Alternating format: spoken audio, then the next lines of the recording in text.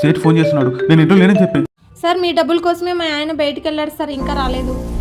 ఆపండమ్మా మీ నాటకాలు. ఇంట్లో ఉండి కూడా డబ్బు కోసం వెళ్ళాడు, పనికి వెళ్ళాడు, సెల్ చాటింగ్ పెట్టాడని ఏదో ఒకటి చెప్పి తప్పించుకుంటున్నారు. డబ్బులు ఇస్తారా, ఇంటికి తాళం వేయమంటారా? వద్దు సార్, ఇస్తాము, 2 రోజులు టైం ఇవ్వండి.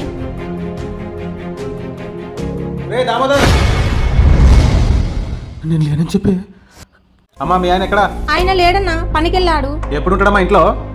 డబ్బులు తీసుకునేటప్పుడేమో నన్ను దేవుడు అంటారు, అదే డబ్బు తిరిగి కట్టండి అంటే నన్ను రాక్షసలా చూస్తారు మీరు. అప్పు కట్టలేనప్పుడు తీసుకోవడం ఎందుకు, నాకు తిప్పలేందుకు? ఇంకా ఎన్ని రోజులు తిరగాలో ఇంటికి, అంతా నా కర్మ. తీసుకున్న అప్పు ఎప్పటికైనా తీర్చక తప్పదు. ఎన్నాళ్ళని ఇలా అబద్ధాలు చెప్తూ ఉంటాం. ఈ గోల్డ్ తీసుకెళ్లి తాకట్టు పెట్టి అప్పు తీర్చండి. అవును నిజమే, బంగారు పోతే మళ్ళీ తెచ్చుకోవచ్చు, కానీ ఒక్కసారి నమ్మకం పోయిందంటే తిరిగి తెచ్చుకోవడం చాలా కష్టం.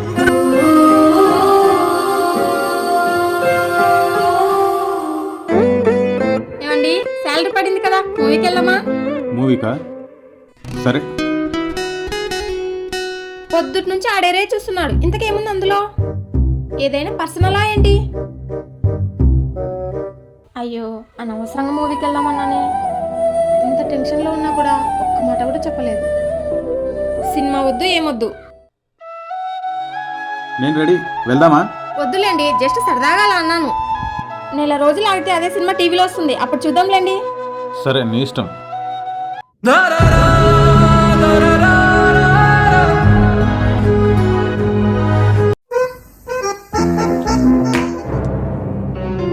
ఏయ్, దాన్ని అక్కడ పెట్టొద్దు. మరి నేను ఎత్తిన పెట్టమంటావా? పెట్టవే, పెట్టు. ఇంట్లో ఎక్కడ ప్లేస్ దొరకలేదు, నా తలే దొరికింది నీకు. సరే, నీ తల మీదే పెడతా. ఏ మెంటల్, ఇది జోక్ కాదు, ముందు నేను చెప్పేది విను. రీసెంట్గా చెన్నైలోని మాధవరంలో 7 సంవత్సరాల పాప అనుకోకుండా ఈ లిక్విడ్ తాగేసింది.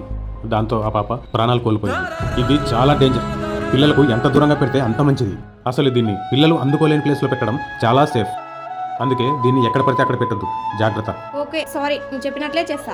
మరి నువ్వు కూడా మొబైల్ ఛార్జింగ్ తీసిన తర్వాత స్విచ్ ఆఫ్ చేయకుండా అలాగే వదిలేస్తున్నావు. ఆ పాటిన పిల్లలు దాన్ని నోట్లో పెట్టుకుంటే షాక్ గురయ్యే ప్రమాదం ఉంది. అందుకే ఛార్జింగ్ పెట్టుకోవడం పూర్తయిన వెంటనే ఆ ఛార్జర్ను స్విచ్ బోర్డు నుండి పక్కకు తీసి పెట్టడం మంచిది. ఇది కూడా చాలా ఇంపార్టెంట్, గుర్తుంచుకో. సరే.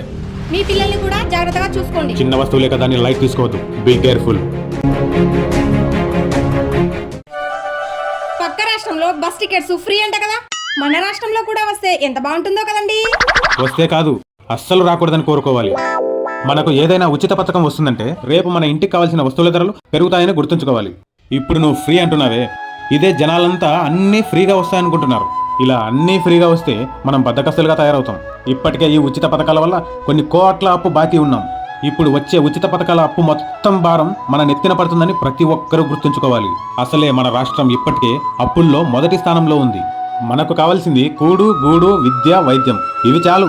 మన నెత్తిన పెనుభారం పడే ఉచిత పథకాలు మనకొద్దు. ఒక్కసారి ఆలోచించండి.